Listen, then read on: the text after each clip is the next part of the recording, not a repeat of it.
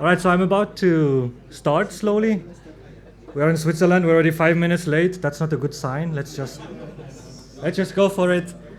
Um, well, thanks a lot for joining me today to talk about how to conquer Europe as Bitcoiners and why it is important. So obviously, I have a clickbaity title. Deploying the hardest money to 100,000 Europeans. I don't know why we would stick to 100,000 only, but let's start with that. I just split my talk, so this is a masterclass. I will not go with the traditional, just showing you slides about exactly what we do and how we do it. I just split it in two. To conquer Europe as Bitcoiners, there are two important steps. The first one is obviously the services that we provide. What kind of services we provide to these users so we can have them get on the Bitcoin standard as easy as possible. And the second one, which should be the first one, is building the business around it, right? So this is not something you do alone. It is very important. Every pleb counts, but it's very important that you have the proper business, the proper setup, the processes, so you can move forward and get these users into Bitcoin. So just quickly about myself, very, very quickly, a few words. So I'm Adem, co-founder and CTO at Relay. Coming from academia, studied bioinformatics. It wasn't that fun, but then I found out about Bitcoin. And I've been into entrepreneurship since 2007. I started with textile, nothing to do with tech or anything like this, but it was fun. And I like to call myself a shitcoin connoisseur. The reason is, obviously, like probably most of us here, or maybe not if you're lucky, I've been through the typical cycle, no-coiner, shitcoiner, Bitcoiner. And I consider this a luck. I worked very closely with other crypto blockchain projects before I fell into the rabbit hole. And I think this is a big plus for me. It really helps you to, you realize what is happening in front of you. And it's much easier then to understand why Bitcoin. So this was a good, an important part of my life. And today, I will talk about Bitcoin and I will talk about Relay, because at Relay, we believe that Bitcoin is the best way to save money and that everyone should have access to it. No restrictions, there's no reason why you shouldn't. And we are here to make this happen. We need to make sure that everybody can have access to the hardest asset ever. So why Bitcoin? I had a few slides about this, and then Imo here, our chief growth officer, he was like, "You sure you want to you want to convince them why Bitcoin?" I was like, "Yeah, you never know. Some people don't know what it is. Some people are just joining the conference because they just heard about Bitcoin." So I kept it very short. I had a lot of slides. I could talk for hours about why Bitcoin, but I will keep it very, very short with the most important things. Who knows about Bitcoin? Shall I? Yeah. All right. Who's aware of Bitcoin or why Bitcoin? No. Who is not? Who doesn't have any sats? Mario, come on. And Joel, of course. I knew you too, but now it's confirmed. But yeah, so why Bitcoin? Just a few words. If you compare Bitcoin to what else we have in our hands, which is pretty much just gold and fiat currencies. Fiat currencies are all the currencies out there that are not worth anything, not backed by anything. That's the definition of a fiat currency. USD, Euro, Swiss francs, these are all called fiat currencies. And here there are a few characteristics on the left side where in this table we compare Bitcoin to gold and fiat, and in which senses or in which of the characteristics Bitcoin is better or maybe not than the others. Scarcity, obviously, we are limited to 21 millions, even less now, thanks to some people losing their keys. Gold is still scarce enough, but fiat, not really. Even gold is questionable. Divisible, obviously you can just divide, well, Bitcoin is also limited to a Satoshi for now. Fiat you can divide a lot as well, not for gold. Portability, very obvious. It's tough to move away a few kilograms of gold. Censorship resistant, obviously there is only Bitcoin who ticks the box here. Durability, gold is also pretty durable. Verifiable, with the blockchain list of transactions, everything pretty clear, is only Bitcoin. The only thing that Bitcoin doesn't really have is historical established history. So although it's coming, I mean, it's not anymore a very new or very fresh asset, but still, and this is a good transition for my next slide, just to say that we are still early. As insiders or as early joiners, we believe that we are early, but we are really early. So it's very common to compare Bitcoin to the internet in terms of adoption. You could compare it also for other stuff like technology as well, but in terms of adoption, it's very often compared to the internet. And currently, the adoption rate in Europe is 7.6%. And within the ones who don't own any Bitcoin, within this, how much is left there? 80, 90, 92 something percent. 41 are considering buying Bitcoin in the near future. So they heard about it, they know what it is, and they are considering buying some Bitcoin. And there's also a big number in my slide, but this is just an expected market size of 100 billion in 10 years for Bitcoin brokerage in Europe. But in the chart, you can see very clearly where we are now. This is a very common chart for any new technology, any new product, where you have different phases. You have the the innovators, early adopters, late majority, and my screen is really bad. And the laggards. I'm going to take this off. And you see where you are at, right? So you're down there, early adopters. We're still early, and it's good to be early. And that's why we are here at Relay, and we want to make Bitcoin accessible to as many people as possible. So now I will talk about Relay a bit. Two aspects. First, the business. So how we built Relay, just for the fun story, just to give you an idea where it started and how it goes, because now we are almost 40 people, 40 full-time employees, 4 years and a half in. But it didn't start like this, obviously. Everything starts at zero. And then I will talk about the services that we provide, just to get you an idea of what kind of user base we have and what kind of services we offer to these users so we can provide them access to Bitcoin.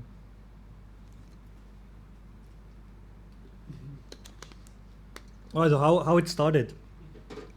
This was 2019 F10 hackathon in Zurich. It was the first time we wrote some code for Relay, basically. Code that never seen any production, never been released, but it was fun. We made it to the finals in this hackathon, but we didn't win. Guess why? Any guess why we couldn't win this hackathon? No shitcoin? No, almost. You didn't have any marketing. As well, at all actually, but it was sponsored, organized by a bank. And in 2019, hackathon organized by a bank and a Bitcoin company winning, it was definitely not good marketing for them. For us, yes, but not for them. So this was 2019, and then we just moved forward with our own side projects, me and Julian, until we came back together again. And this was Julian's idea, actually, to just stop everything and focus on this project for 3 months and release on July the 1st, 2020, whatever happens. And this was scary for me. I am a techie. I like to have my code well written with, perfect code with tests, every line of code being covered by test and production environment, dev environment, all that stuff that tech people like to play with. And if it wasn't for the deadline, I would have never released any version in the App Store. But then we released July the 1st, and this is how it's going. So this picture is even not up to date. This was a bit more than a year ago, actually. We are now 38 full-time employees and growing. So it's been a fun journey. And as I said, I just want to quickly go back to the journey. I really like this tweet of mine. It's a bit techy, so you don't need to understand every bullet points in that one.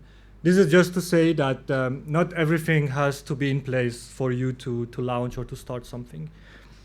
So just a few examples here. This, if you do all of this that we do today, actually, all of this I mentioned here, we do today, it's just state-of-the-art software development. But it doesn't mean you need to have everything to start. And actually you shouldn't. There is no way, realistically, you cannot have all of this before starting. Or you just stay on your corner and keep working on something that has probably no product market fit. You don't even know if it's any viable. You have no users. Even yourself, you're not a user because you just need to keep on fixing bugs. So this is just how it starts, and you shouldn't be afraid. If you want to go big, you have to start somewhere, and nothing is too small to start with. So just go ahead and release something. Just put it in front of your users. The same applies for our design. So what you see on your left is the very first design, and done by me, so you're not supposed to laugh, but it's just something I did in my room, just finding online some icons, open source icons with the right license, so you can also add them in your app, because otherwise you can have problems. Open source with the right license, and there it is. It's just sending and receiving icons, and it worked. It worked, but if it was for us to wait for the last version, which was designed by an agency, when we started to have money and we could afford working with an agency, we would have never released. So I really like these pictures, and even it's not even our latest version. This is probably like already 1 or 2 years old, actually. So now we are in 2024, I guess, end of 24. I'm losing the time now. Where we are at, and what kind of services and user we're covering or offering our services, so we can bring them to Bitcoin. So this is the part of the business. I didn't go in too much details. Happy to take any question. We have quite some time at the end for questions. But now I would like to talk a bit about the services that we offer. So and why it is important. Obviously, if you offer the wrong service, you have no users. So we are the easiest Bitcoin investing app. We have a non-custodial Bitcoin wallet integrated in the app. It means that users always have control of their keys. They never leave the phone. We are Bitcoin only. I don't think I need to repeat that. And I will talk about Lightning later. So just a quick slide about us.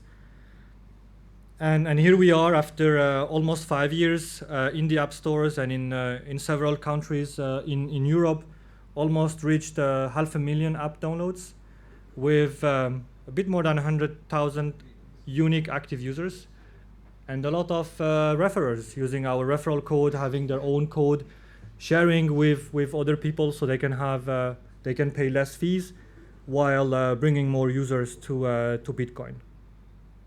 And we performed this survey last year. This is a typical survey to do and check how disappointed would your users be if all of a sudden Relay was to disappear. And they said they would be very disappointed, so that's a very good sign. It means we are working on the right things and towards the right direction. All right, so there are 3 categories of users I would like to talk about today, and what kind of services we provide them. The first one are newbies. That's really the main reason we started. From the beginning, the idea was to make it as easy as possible to as many users as possible. Because we understand quite well Bitcoin, we know how to create a wallet, we know where to buy our sats, we know where to, no, we don't sell our sats. But we needed a platform that would make it very easy for people like our parents. We use a lot our parents as testers, or just to make sure that what we are doing is going towards the right direction. And for these users that we started with, we have everything in our mobile app.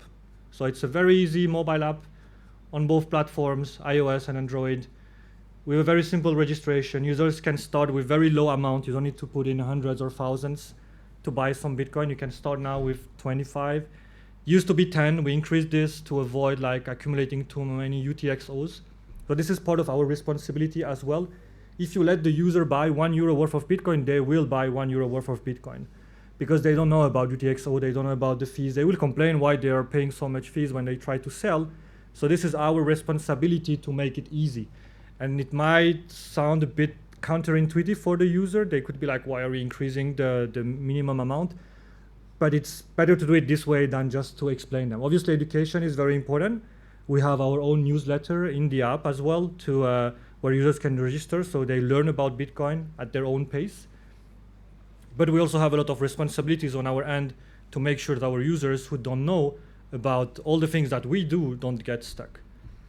We provide auto invest plans in the app weekly or monthly so they can set it up and forget. They don't need to open the app again anymore.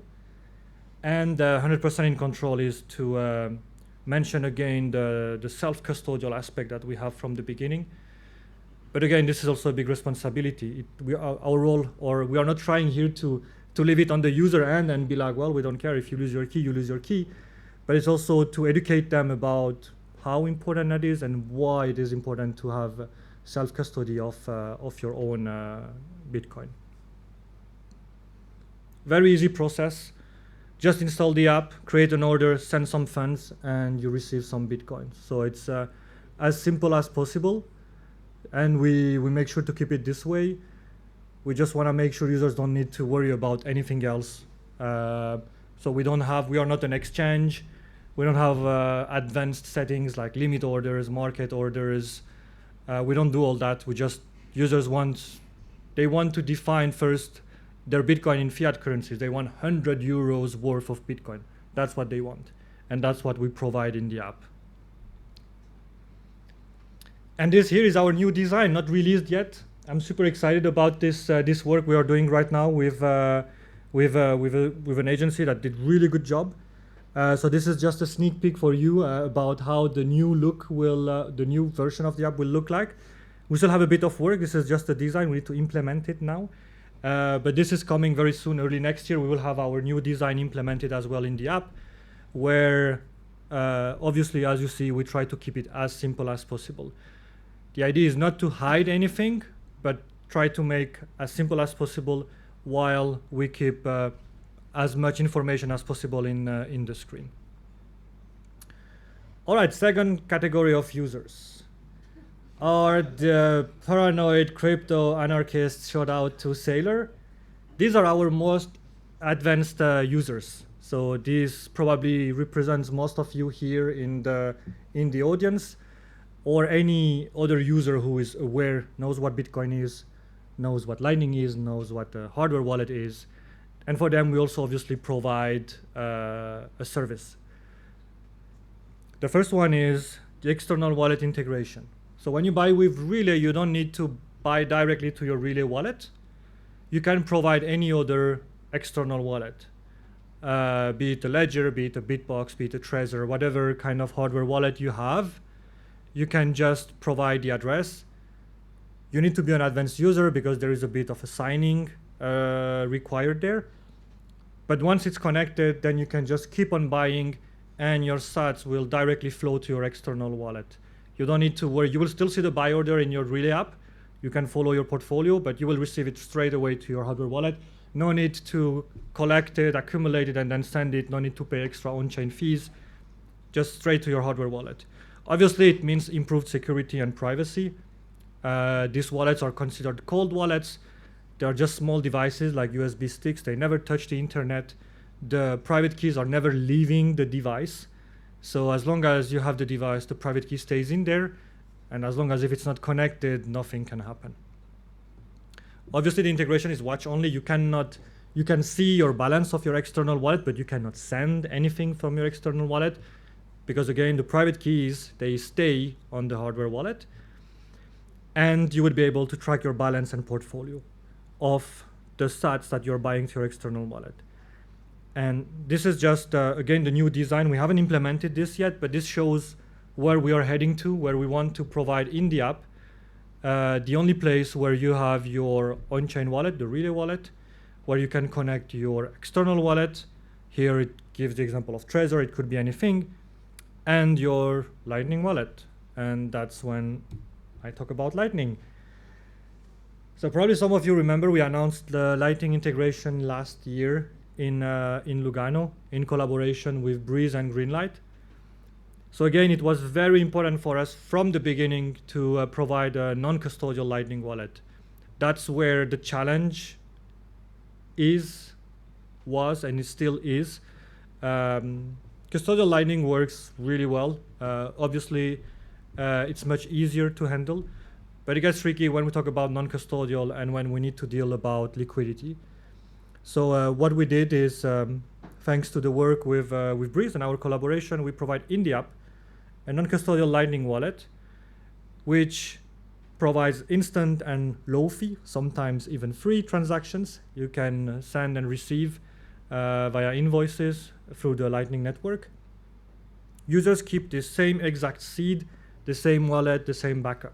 So you don't need anything else to worry about your Lightning, the sats you have on Lightning. It's exactly the same 12 words. We're also bringing soon a solution to the 12 words. Again, we are aware maybe of the 12, 24 words, having a passphrase, all of this, something we know about, but not the first category of users. The newbies are not aware of this. And we want to bring a solution to this as well that we will announce early next year. But for the user, it's still the same. They don't need to have a separate wallet. They see the funds of both wallets in the app. Everything is integrated inside. They don't need to worry about their node. Is the node in sync? Do I have enough liquidity? All of this is handled by the LSPs we work with. And I already mentioned the Breeze SDK. And these are some screens from our Lightning wallet. The one you see in the middle is just the different wallets you have, your on-chain wallet, the Lightning wallet, the separation with the different funds you have. We call them, in the app, we call them more like a spending and saving wallets. So a Lightning wallet you could use to pay at conferences or wherever accepts Lightning. Here in Lugano, you have the choice. And the normal on-chain wallet where you can keep on stacking your sats. And now we will also have the external wallet integration where you can see your portfolio and balance of the external wallet. And last but not least is about businesses and high net worth individuals. So if you missed it, we announced today a new product of ours. We are releasing soon a web app. So for us, it's a new platform. We've never been on the web. We will be launching a new web app, and we will start first with our businesses and high net worth individual clients. So this is the section that we call Relay Private. So these customers are not using the mobile app to buy for a few millions worth of Bitcoin. We have a dedicated team, Mario here and also Ben, that are taking care of these customers privately. And now we want to make sure we can provide them with also a nice tool where they can also buy without needing someone on the phone. They can check their portfolio, their balances, they can export the transactions. This is anyway a requirement for most of the businesses. They need to keep track of this when they put anything on their balance sheet, obviously. And I'm really happy we worked a lot on the last few months to build this new web app. Although we will start with really private customers, this will eventually end up being a web app for retail customers as well, but this is for later.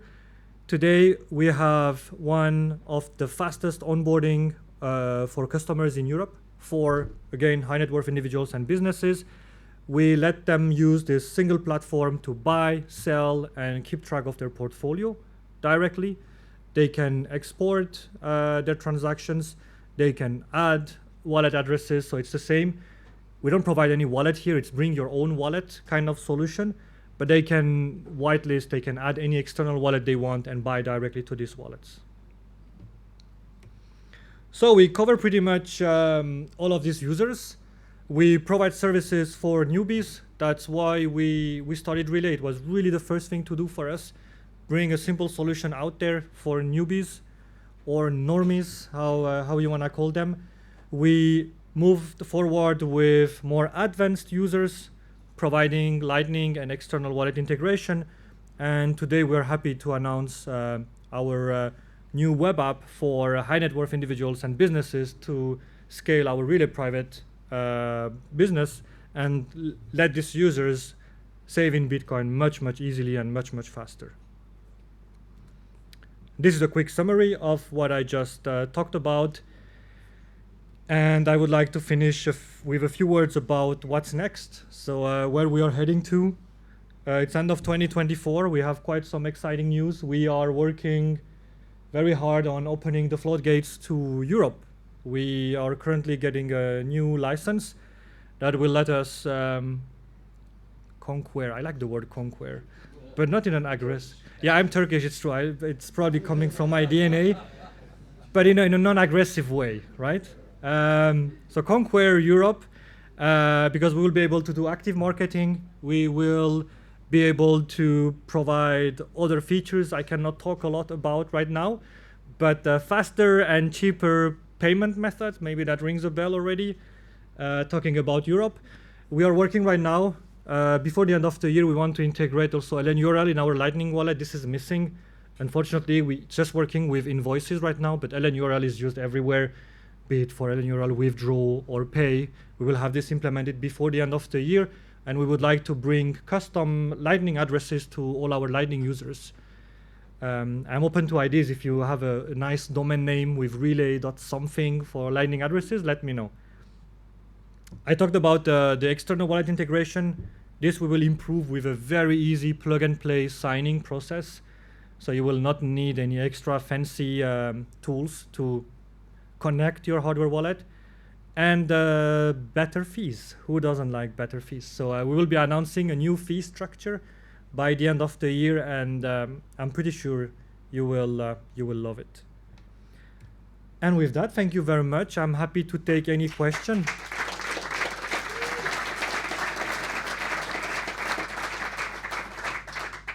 Imo. One dark mode, sorry. Yeah, sorry, I forgot.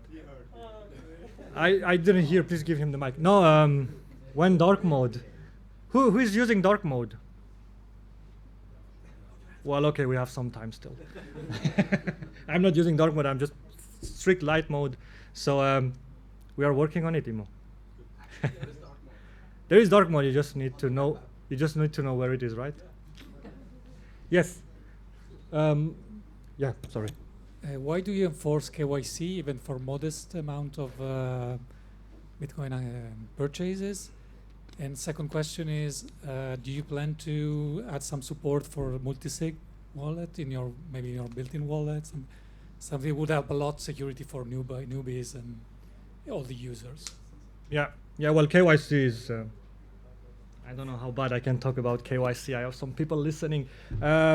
No, it's we had to. It's not something we. The reason why we started at the time was exactly to avoid and get even for amounts which are below the Swiss law. For any amount, yes, even the amounts below the Swiss law. It's all about interpretation. So there's literally nothing we can do. We are still fighting. Like we are going towards that direction, but we are still fighting. If one day we have a consortium, we have some Bitcoin companies that are like, okay, well. We all agree that this is not the case, KYC is not the way, then we take it out. I mean, I'm not just don't take my words, but right now it's pretty clear. We need to have KYC even starting from €1 on. Anyway, with Europe, this was very clear. With Europe, it's mandatory anyway, but also in Switzerland, we have to change this now. Because some of your competitors don't enforce that. They don't yet. I can't talk for them, obviously, but they don't enforce it yet. I hope they will not have to enforce it, but it's clear what is happening. So let's see how it moves and how it turns out to because you mentioned paranoids and crypto anarchists. Yeah, it's something they wouldn't like. I did. No, they wouldn't like it, obviously. I mean, we also don't like it. Let's be clear about this. We are not having fun implementing all this stuff to do KYC. Yeah, about the multisig. Well, we didn't really think about implementing multisig in the app. I don't see a benefit of having multisig in the app, but we've thought about some solutions. We've been in touch with Casa and a few other partners, obviously, to see if we can provide a solution like this one. So there are some discussion happening. We haven't started any work around this, but there are some discussions with partners that we could use and provide a multisig wallet to our users, which will also solve the problem of, for example, backing up the 12 words and all that stuff, because these partners have solutions for that already that are more user-friendly. So there are some discussions happening around this topic as well. Sure. Okay. Yeah. So thank you very much for your presentation, Sure. and I also really like the Relay app, because it's the idea Thank that you own your Bitcoin is super nice. I do Bitcoin education specifically for women, for pure beginners, and I also started a podcast. So that's why I had to compare all the providers in the German-speaking space. Yeah. And I found the discussion, the UTXO management makes it really, really difficult. And I think still 25 euros in Bitcoin, if you do this every month and you do a consolidation, it's crazy. So people who don't have that much money to save per month, they might struggle with your solution. Do you have an answer for the long term? The answer for the long term is Lightning. So although we currently I agree with you, this 25 might change as well. We want to be flexible with it. The amount of dust is changing. Like it's not the same dust as it used to be years ago. We need to adapt. We need to move forward with this. We increased to 25. We might increase a bit again because this is our responsibility to take care of this. If you let them buy 10 euros every day, they will buy 10 euros every day. And in the end, they will be the one having a problem. Unfortunately, there is no clear solution also in terms of integration because we are not a custodial. A custodial could afford to just receive your money, show you a balance, and then buy a lump sum for you instead of buying everyone and creating a UTXO for all of them. We cannot do that. So our currently only long-term solution is Lightning. Currently, we only implemented the front-end part of our Lightning integration. It's just a wallet. But our ultimate goal is to provide buying and selling via Lightning. If we can go there, I think this will fix. Obviously, there are no UTXOs on Lightning. This will fix the big problem of UTXOs and on-chain fees. But there is still a bit of work there. Lightning is just getting good in the front end. Still a bit of work. So back-end wise, we need to work on that with our partners. But there is some hope, like with LSPs and all the new also platforms that are building that are compatible with Lightning. I believe we'll get to a point where hopefully the adoption and also the efficiency is where we hope it to be. Sure. Yeah, sorry, I need to wait for the microphone so I don't decide who takes it. Thank you very much for Sure. your presentation. Also funny, thank you. Thank you. I'm not one of this 100,000 because I already have some, but I'm very worried, and I'm curious how much are worried the 100,000 people in Europe about taxation, government controls, and whatever. Now, at the moment, really, at the very moment, we are worried about. So, what's your feeling, first of all? But I have a clue. And what's your idea about documentation and whatever is needed, not only at business level, but also personal level? Thank you. That's a tough topic. What we provide for the users, we just do the best we can. In the app, you can export the list of transactions. We are not responsible, and we cannot, even legally speaking, it's not in our responsibilities, or we cannot even legally say anything about that to the users. It's really on our users to report, to do whatever they are supposed to do with in their different countries. We wanted to work, we already discussed with some collaborators to make this easier. I think coin tracking was one of them, and another one as well. So based on your country, you can download your proper list of transactions, and then you can use it as is. So we're not responsible about this, and I don't think we will at any time soon. But then, obviously, as a business, as an audited business, there are rules and laws we need to follow, and we just go with that as a business. But as a user, the whole responsibility is on the user. We do our best with this feature, and we want to improve it. It's still far from being perfect, and happy to guide them or put them in contact with the right persons. But there is not much else we do there. Have someone there or here? So I was just wondering, how do you define newbie? Is it somebody that has never heard of Bitcoin and you are kind of also educating by encouraging people to give it a shot? Or somebody that heard and they just don't know how to buy? And in relation to that, I'm just wondering also how you market to the less maybe financially educated 50% of the population, which is women. And if there's a specific strategy for that. Imo, no. Well, to your first question, Well, the definition is not super clear, but I would go with your second option, which was they knew about Bitcoin and then they come to the app. Like, that's where we are the most active. But we are also coming to the first part where we want to make sure people can hear about Bitcoin and we can educate them about Bitcoin. We can do this only if we can reach out to the mass media. It can be with some sponsorships. We just started recently with sponsors the EHCB, which is the hockey club in Biel.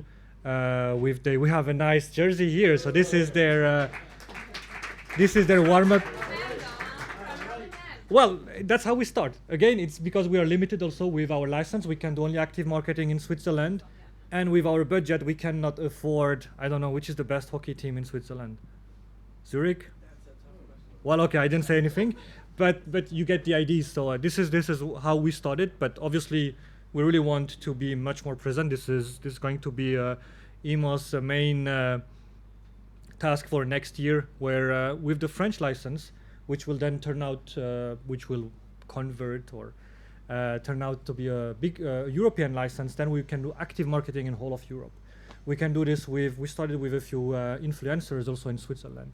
These are we don't have the experience or the ability to reach out directly to a lot of these end users, but influencers, sport can do this for us. So that's where we will be going towards, and a bit more next year. This will become very, very clear, but until now, we've been very, very limited to Switzerland and to what we can afford.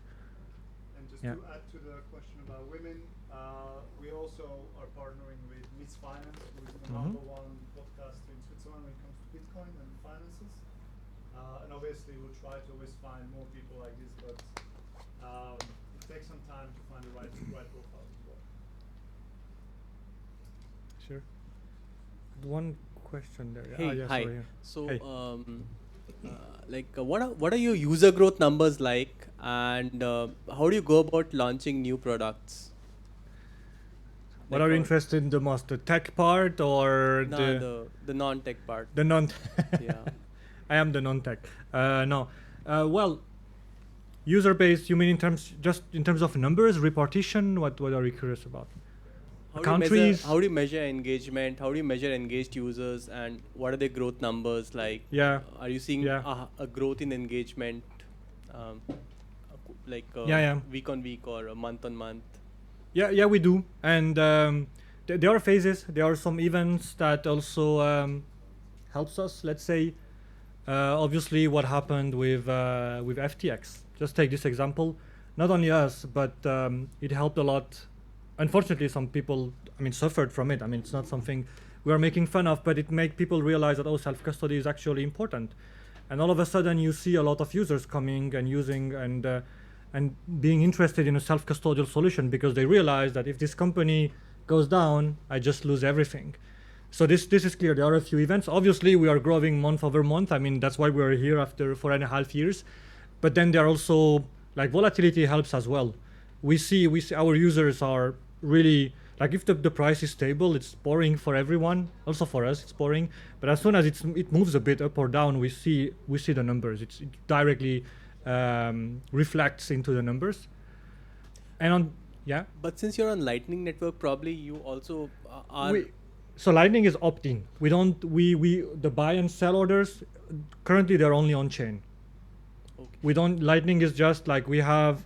So do you want to enable retail transactions for buying goods through crypto, or you just want to be a wallet? Come again? You want to enable people, you want to give them cards so that they can go and buy things with their crypto, or do you just want to be a wallet? Yeah, no, if when we have since we have a Lightning wallet, you can pay with your Lightning wallet outside here for a coffee or in Lugano, wherever you want. That's already the case. We need to improve some stuff. We need to implement LN URL and all that stuff, but that's the case. So you will be able. That's why I call it you have two kind of balances. One is your saving, one is your spending. The saving would be just you buying 100 euros worth of Bitcoin every week or every month. You keep it in your savings balance, and then you can transfer some to your spending wallet, where then you can use it outside to pay with Lightning. That's the case. And then to come quickly to your product and feature, we have, actually that's a very good question. I had a slide about our roadmap, and then I changed it to these bullet points. we obviously we listen to our users a lot, and then we come up with a roadmap that we want to stick to for the next year. It's really difficult to have a roadmap for the next 5-10 years. This is almost impossible, especially looking at how early we are, how things are changing. But we like to come up with a very clear and easy to understand roadmap for us and for our users for the next year. And I can already, like I already mentioned some of them, but more user-facing features could be, for example, saving buckets. So in your wallet, you would have different buckets. You can split it in 2, 3 buckets, whatever. One for your Lambo, one for your house, one for your kid. And you can just get 50 euros every week worth of Bitcoin on each of them. So you keep them separate. You have a different balance. You have a different portfolio for each of them. That's one we would like to work as well. And also the ones that I mentioned in my last slide. Thanks. Sure. I have just one question there. Just a comment, don't forget about the merch. Oh yeah, we will have some merch here. So please, yes, thank you, Joel. Including the t-shirt? I don't have. I even don't have this jersey yet. So Imo left. I guess he knew that you would be asking about the jersey, but we'll have some t-shirts. Yeah. Got a question back there. Sorry. Yes, please. Me or you? Okay, so I think you have mentioned quite a few times about India market, right? Relay is going to India. India? Yeah. Oh, did I hear wrong? Oh, India app. Okay, sorry, I hear wrong. I thought it's India. Okay. Well, I would love to. No, sorry, But because I not had a yet. question about India market. Yeah, it's a very tough market, but anyway, I heard it wrong. India. No, it is. I mean, it's a question we get often as well. I can quickly answer that. That's why we start with Europe, as in, like, quote unquote, Europe is a very big market. We tend to forget this very quickly. We're like, oh, the US is big, but no, Europe is bigger than the US in terms of market. Let's not forget this is very important, and it's somewhere where we are already. Like we know the culture, we know the languages, we know everything. It's easier for us to obviously.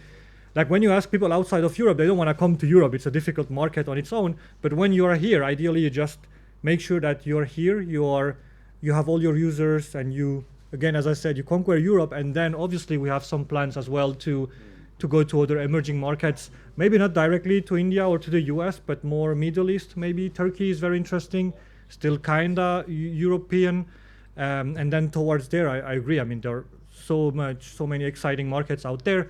But right now we want to make sure we do our best here. Then the rest will be mostly quote-unquote paperwork.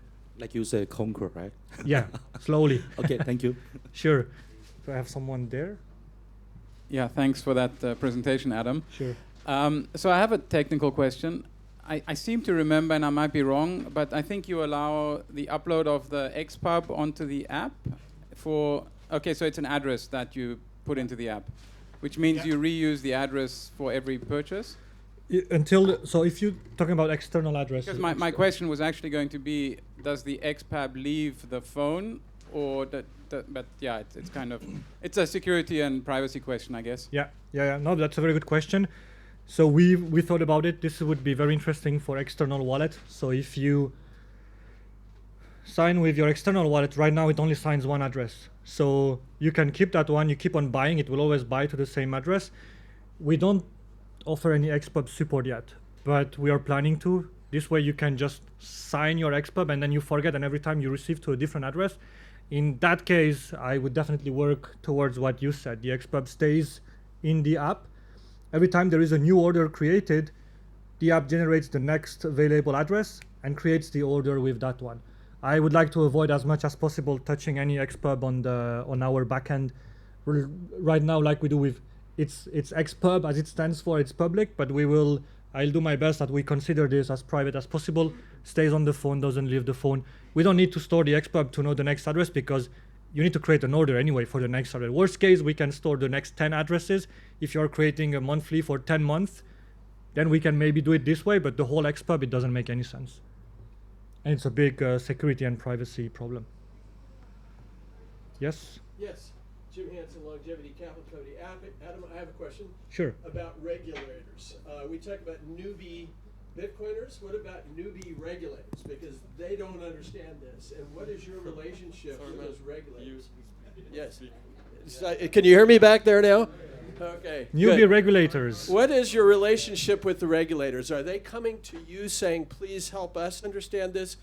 Is it contentious? You don't want to conquer the regulators for sure. No, it's a love and hate relationship. No, I'm kidding. It's obviously we are as close as possible to them. It's something that is part of our core business. We need this. I mean, otherwise we just cannot operate. But we make sure we also, our education is not only to our users, it also applies to auditors.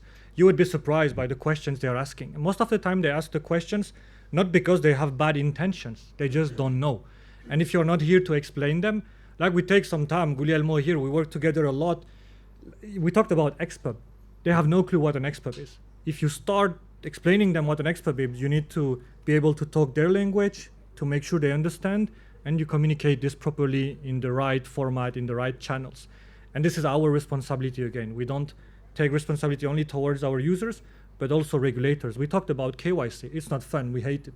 But we are here also to make sure that if we can avoid it, or if we can do as simple as possible, we also go for this. We challenge also regulators a lot. They are here for that. They don't get angry or anything when we challenge them. They actually like it because it clearly shows that we care about what they are asking.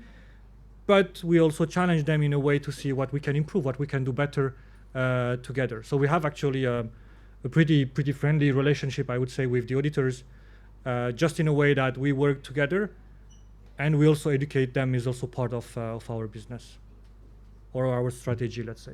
Thank you. Sure. I think we have a few more minutes. Yes. Sorry, guy. I need to follow the microphone. That's why I just just go there. Yeah. Yes. Hello. Hey. I wanted to ask how you keep the web version that is coming out as secure as possible, because of course mobile is more secure. As secure as possible? Yes. Well, we don't provide a wallet on the web. That's how you keep it as secure as possible. So for now, the web app will be a bring your own wallet solution. So in the mobile app, there is a wallet. It's generated locally, encrypted, and stored locally in secure enclave and all the things that iOS and Android provides you, that they use themselves as well. But I totally agree with you. The web is really another beast when it comes to security. Hence the reason why there is no wallet in the web app. In the web app, you need to bring your hardware wallet. You need to sign it, link it, kind of, and when it's linked, you can buy it to your wallet directly. Hey, Yes. Hey. What happened in the UK, and are there any hacks for UK citizens? Yeah.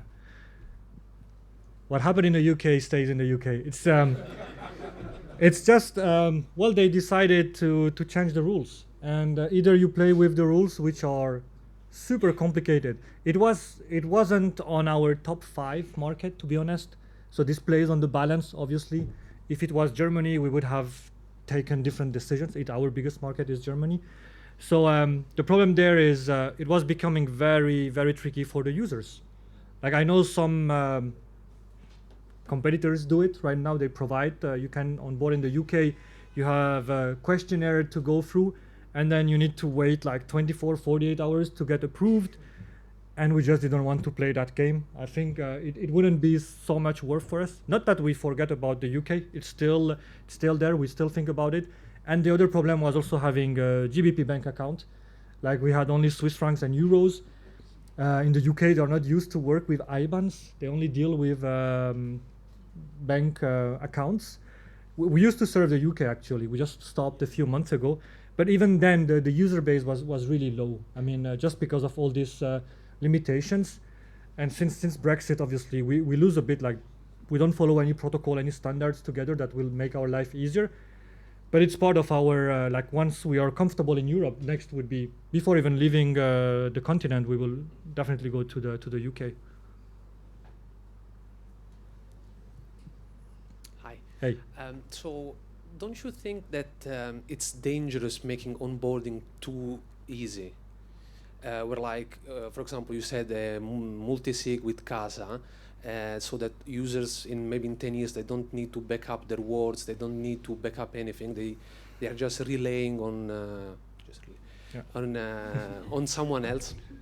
But then that someone fails, and then we are back at the starting point where it's the same solution that we have now.